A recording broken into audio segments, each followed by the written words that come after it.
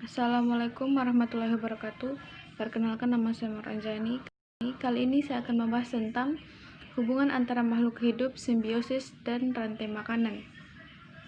Hubungan antara makhluk hidup yang khas disebut sebagai simbiosis, yang dikenal 3 macam kehidupan simbiosis, ya: simbiosis mutualisme, simbiosis parasitisme, simbiosis komensalisme. Simbiosis mutualisme adalah hubungan antara dua jenis makhluk hidup yang saling menguntungkan. Contohnya seperti kerbau dengan burung jalak. Jalak mendapat keuntungan berupa kutu sebagai makanan, sedangkan kerbau merasa nyaman karena tidak gatal. Satu lagi keuntungan yang diperoleh kerbau yaitu adanya peringatan akan bahaya. Burung jalak akan segera terbang jika mengetahui adanya ancaman. Yang kedua, simbiosis komensalisme. Simbiosis komensalisme adalah hubungan ketergantungan antara makhluk hidup, yang dimana satu pihak diuntungkan namun pihak yang lain tidak atau dirugikan. Contohnya seperti ikan remora dan ikan hiu. Ikan-ikan kecil yang disebut remora menempel pada tubuh ikan hiu. Remora mendapatkan sisa-sisa makanan dari ikan hiu. Selain itu, remora dapat berpergian kemanapun tanpa takut dimangsa oleh ikan-ikan besar lainnya. Sedangkan hiu tidak diuntungkan maupun dirugikan. Yang ketiga, simbiosis parasitisme. Simbiosis parasitisme adalah hubungan ketergantungan yang hanya menguntungkan satu pihak. Contohnya seperti benalu yang hidup di pohon inang.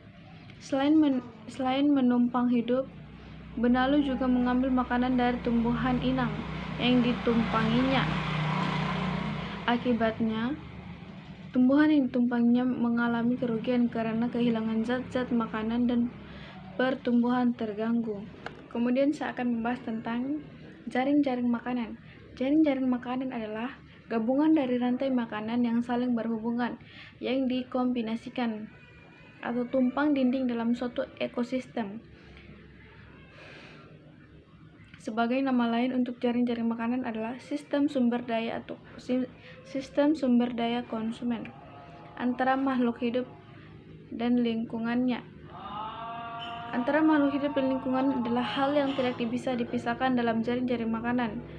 Dalam perbedaan dari keduanya, organisme yang terkumpul pada jaring-jaring makanan mempunyai beberapa jenis organisme yang dapat dipilih menjadi makanan. Sedangkan dalam rantai makanan, organisme yang berperan menjadi konsumen hanya memiliki satu pilihan makanan saja. Organisme dalam rantai makanan lebih sedikit.